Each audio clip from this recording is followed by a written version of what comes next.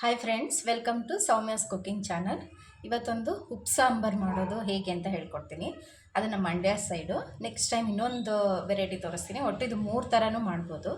So ಇವತ್ತು ಯಾವ ಥರ ಮಾಡೋಣ ಅಂತ ಹೇಳ್ತೀನಿ. ನಾನಿಲ್ಲಿ ಅವರೆ ಬೇಳೆ ತೊಗೊಂಡಿದ್ದೀನಿ. ಹೆಂಗೆ ಅವರೆ ಬೇಳೆ ಅಂತ ಅಂದರೆ, ನಮ್ಮ ಊರುಗಳ ಸೈಡೆಲ್ಲ ಅವರೆ ಕಾಳು ಸೀಸನ್ ಬರುತ್ತಲ್ಲ, ಆವಾಗ ಅದನ್ನು ಚಿಲುಕಿಸಿ ಈ ಥರ ಒಣಗಿಸಿ ಇಟ್ಕೋತೀವಿ. ಇದು ವರ್ಷ ಇಡೀ ಬರುತ್ತೆ, ಕೆಡಲ್ಲ, ತುಂಬ ಚೆನ್ನಾಗಿರುತ್ತೆ. ಹಾಗಾಗಿ ನಾನು ತೊಗರಿ ಬೇಳೆಗಿಂತ ಈ ಅವರೆ ಬೇಳೆ ಬಳಸಿ ಮಾಡ್ತೀನಿ. ತೊಗರಿ ಬೇಳೆಲೂ ಕೂಡ ಮಾಡ್ಬೋದು, ತುಂಬ ಚೆನ್ನಾಗಿ ಬರುತ್ತೆ. ಸೊ ಇಷ್ಟು ಅರ್ಧ ಕಪ್ಪಷ್ಟು ಅವರೆ ಬೇಳೆನ ಇದಕ್ಕೆ ಹಾಕಿ, ಒಂದು ಟೊಮೊಟೊ ಹಾಕಿ, ಒಂದು 3 ವಿಸಲು ಕೂಗಿಸ್ಕೊಂಡಿದ್ದೀನಿ. ನೋಡಿದ್ರಲ್ಲ ಎಷ್ಟೊಂದಾಗಿದೆ. ಇದನ್ನು ಹಾಗೆ ಇಟ್ಕೋತೀನಿ ಕುಕ್ಕರಲ್ಲಿ. ಇದನ್ನು ನಾನು ರುಬ್ಬಕ್ಕೂ ಹಾಕ್ಕೋಬೇಕು ಕಾಳುಗಳು. ಅದಕ್ಕೆ ಈಗ ಖಾರಕ್ಕೆ ಏನೇನು ಬೇಕು ಅಂತ ಹೇಳ್ತೀನಿ. ಒಂದು 6ರಿಂದ 7 ಬೆಳ್ಳುಳ್ಳಿ ಎಸ್ಲು ಮತ್ತು ಸ್ವಲ್ಪ ಕೊತ್ತಂಬರಿ ಸೊಪ್ಪು. ನಾನು 4 ಒಣಮೆಣ್ಸಿನ್ಕಾಯಿ, ಇದು ಗುಂಟೂರು ಒಣಮೆಣ್ಸಿನ್ಕಾಯಿ ಆಗಿರೋದ್ರಿಂದ ಸ್ವಲ್ಪ ಖಾರ ಇರುತ್ತೆ. ಸಣ್ಣ ಗೋಲಿ ಗಾತ್ರಕ್ಕೆ ಹುಣ್ಸೆಹಣ್ಣು ತೊಗೊಂಡಿದ್ದೀನಿ. ಮತ್ತು ಇದಕ್ಕೆ ನಾನು ಒಣ ಕೊಬ್ಬರಿ ತೊಗೊಂಡಿದ್ದೀನಿ. ಹಸಿದಕ್ಕಿಂತ ಒಣ ಕೊಬ್ಬರಿ ತುಂಬ ಟೇಸ್ಟ್ ಬರುತ್ತೆ. ಸೊ ಹಾಗೆ ಇಲ್ಲಿ ಒಂದು 5ರಿಂದ 6 ಕರಿಮೆಣಸು, ಕಾಳುಮೆಣಸು ಅಂತ ಹೇಳ್ತೀವಲ್ಲ, ಅದನ್ನು ತೊಗೊಂಡಿದ್ದೀನಿ. ಇದನ್ನು ಮಾಡೋ ವಿಧಾನ ಮತ್ತು ರೀತಿ ಹೇಗೆ ಅಂತ ನಾವು ತಿಳ್ಕೊಳ್ಳೋಣ. ಬನ್ನಿ ಇವಾಗ ಇದು ಮೆಣಸಿನ್ಕಾಯಿ ಹುರ್ಕೊಳ್ಳೋಣ. ಸ್ಟವ್ ಆನ್ ಮಾಡಿ ಇದಕ್ಕೆ ನಾನು ಬೇರೆ ಏನೂ ಹುರ್ಕೊಳ್ಳಲ್ಲ, ಮೆಣಸಿನ್ಕಾಯಿ ಮಾತ್ರ. ಅದಕ್ಕೆ ಎಣ್ಣೆ ಏನು ಯೂಸ್ ಮಾಡಲ್ಲ. ಸುಮ್ಮನೆ ಮೆಣಸಿನ್ಕಾಯಿನ ಸ್ವಲ್ಪ ಬಿಸಿ ಮಾಡಿಕೊಂಡು ಹಾಕ್ಕೊಳ್ಳೋದು.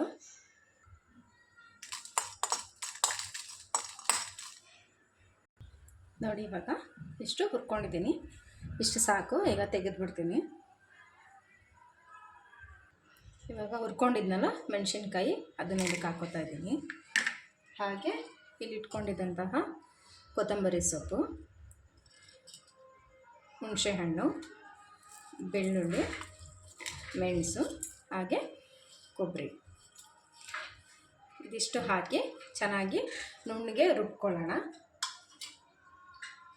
ನೋಡಿ, ಇವಾಗ ಇಷ್ಟು ಸ್ವಲ್ಪ ತರಿ ಆದಮೇಲೆ ರುಬ್ಕೊಂಡು ಅದಕ್ಕೆ ಉಪ್ಪು ಆ್ಯಡ್ ಮಾಡ್ಕೊತಾ ಇದ್ದೀನಿ, 1/4 ಸ್ಪೂನಷ್ಟು.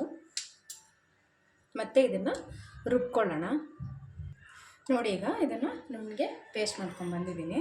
ಸೊ ಇದನ್ನು ಒಂದು ಬೌಲ್ಗೆ ಹಾಕೋತಾ ಇದ್ದೀನಿ.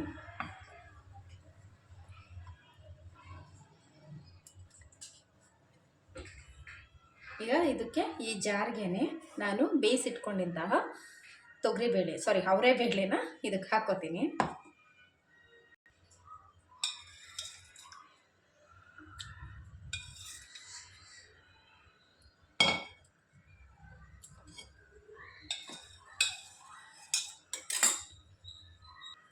ನೋಡಿದ್ರಲ್ಲ, ಇದಕ್ಕೆ ಎಲ್ಲನೂ ಹಾಕ್ಕೊಂಡಿದ್ದೀನಿ. ಟೊಮೊಟೊ ಹಣ್ಣು ಮತ್ತು ಅವರೆ ಬೇಳೆ ಎಲ್ಲ ಹಾಕ್ಕೊಂಡಿದ್ದೀನಿ. ಇದನ್ನು ಚೆನ್ನಾಗಿ ನನಗೆ ರುಬ್ಕೋತೀನಿ.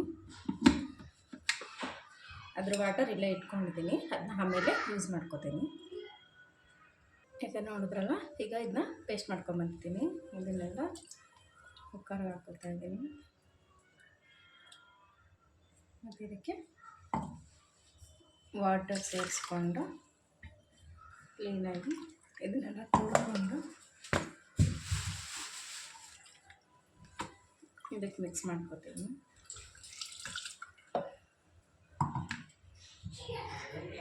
ನೋಡಿದ್ರಲ್ಲ, ಈಗ ಇದು ಸ್ವಲ್ಪ ಜಾಸ್ತಿ ತಿಕ್ಕಾಗಿದೆ. ಅದಕ್ಕೆ ಸ್ವಲ್ಪ ನೀರು ಆ್ಯಡ್ ಮಾಡ್ಕೊತಾ ಇದ್ದೀನಿ.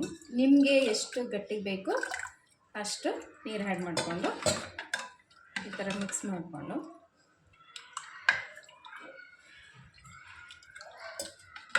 ನೋಡ್ತಾ ಇದ್ದಾರಲ್ಲ, ನನಗೆ ಇಷ್ಟು ತಿಕ್ನೆಸ್ ಇದ್ದರೆ ಸಾಕು. ಇದಕ್ಕೆ ನಾನಿವಾಗ ಒಂದು 1/4 ಸ್ಪೂನಷ್ಟು ಉಪ್ಪು ಸೇರಿಸ್ಕೊತಾ ಇದ್ದೀನಿ. ಏಕೆಂದರೆ ಅಲ್ಲಿ ಆಲ್ರೆಡಿ ಖಾರಕ್ಕೆ ನಾನು ಉಪ್ಪು ಸೇರಿಸ್ಕೊಂಡಿರೋದ್ರಿಂದ ಇದಕ್ಕೆ ಒಂದು 1/4 ಸ್ಪೂನ್ ಹಾಕ್ಕೋತಾ ಇದ್ದೀನಿ. ಹಂಗೂ ಸಪ್ಪೆ ಆದರೆ ಮಾತ್ರ ನಾನು ನೆಕ್ಸ್ಟ್ ಮತ್ತೆ ಸ್ವಲ್ಪ ಆ್ಯಡ್ ಮಾಡ್ಕೋತೀನಿ ಅಷ್ಟೇ. ಈಗ ಇದಿಷ್ಟೇ. ಇದನ್ನು ಚೆನ್ನಾಗಿ ಕುದಿಸಿ ಇಟ್ಟರೆ ಉಪ್ಪು ಸಾಂಬಾರು ರೆಡಿ.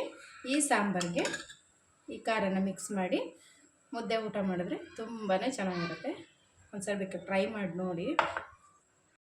ಬನ್ನಿ, ಇವಾಗ ಸ್ಟವ್ ಆನ್ ಮಾಡಿ ಇದನ್ನು ಕುದಿಯೋದಕ್ಕೆ ಇಡ್ತೀನಿ. ಜಸ್ಟ್ ಒಂದು 5 ಮಿನಿಟ್ಸ್ ಕುದ್ರೆ ಸಾಕು. ಏಕೆಂದರೆ ಆಲ್ರೆಡಿ ಕಾಳು, ಟೊಮೊಟೊ ಎಲ್ಲ ಬೆಂದಿರೋದ್ರಿಂದ ಸುಮ್ಮನೆ ಈಗ ಮಿಕ್ಸ್ ಮಾಡಿ ಉಪ್ಪು ಹಾಕಿರ್ತೀವಲ್ಲ, ಸೊ ಹಾಗಾಗಿ ಒಂದು 5 ಮಿನಿಟ್ಸ್ ಬೆಂದರೆ ಸಾಂಬಾರು ರೆಡಿ ಆಗುತ್ತೆ. ನೋಡಿ ಫ್ರೆಂಡ್ಸ್, ಈಗ ಕುದೀತಾ ಇದೆಯಲ್ಲ, ಸೊ ಈಗ ಲಿಡ್ ಕ್ಲೋಸ್ ಮಾಡ್ತಾಯಿದ್ದೀನಿ, ಗ್ಯಾಸ್ ಆಫ್ ಮಾಡ್ತಾಯಿದ್ದೀನಿ. ಸಾಂಬಾರು ರೆಡಿ ಆಯಿತು. ಇದನ್ನು ಸರ್ವ್ ಮಾಡಿ ಬಿಸಿ ಬಿಸಿ ಮುದ್ದೆ ಜೊತೆ ಖಾರ ಮಿಕ್ಸ್ ಮಾಡಿಕೊಂಡು ತಿಂತಾಯಿದ್ರೆ ತುಂಬಾ ಚೆನ್ನಾಗಿರುತ್ತೆ, ಹೆಲ್ತಿ ಕೂಡ. ಸೊ ಇವತ್ತಿದು ನೋಡಿ, ಇದು ಖಾರ, ಈ ಸಾಂಬಾರಿಗೆ ಖಾರ ಹಾಕ್ಕೊಂಡು ಮುದ್ದೆ ಮಾಡಿಕೊಂಡು ಬಿಸಿ ಬಿಸಿಯಾಗಿ ಊಟ ಮಾಡಿದ್ರೆ ತುಂಬಾ ಚೆನ್ನಾಗಿರುತ್ತೆ, ಹಾಗೆ ಆರೋಗ್ಯ ಕೂಡ ಹೌದು, ಒಳ್ಳೆಯದು. ಸೊ ಹಂಗಾಗಿ ಇವತ್ತಿನ ರೆಸಿಪಿ ಮುಗೀತು. ನೆಕ್ಸ್ಟ್ ವಿಡಿಯೋದಲ್ಲಿ ಮತ್ತೆ ಸಿಗ್ತೀನಿ. ಯಾರೆಲ್ಲ ಸಬ್ಸ್ಕ್ರೈಬ್ ಮಾಡಿರುವೋ ಅವರು ಪ್ಲೀಸ್ ಸಬ್ಸ್ಕ್ರೈಬ್ ಮಾಡಿ, ಹಾಗೆ ಒಂದು ಲೈಕ್ ಕೊಡಿ. Thank you so much. ಮತ್ತೆ ನೆಕ್ಸ್ಟ್ ವಿಡಿಯೋದಲ್ಲಿ ಸಿಗೋಣ. ಓಕೆ ಫ್ರೆಂಡ್ಸ್, ಬಾಯ್.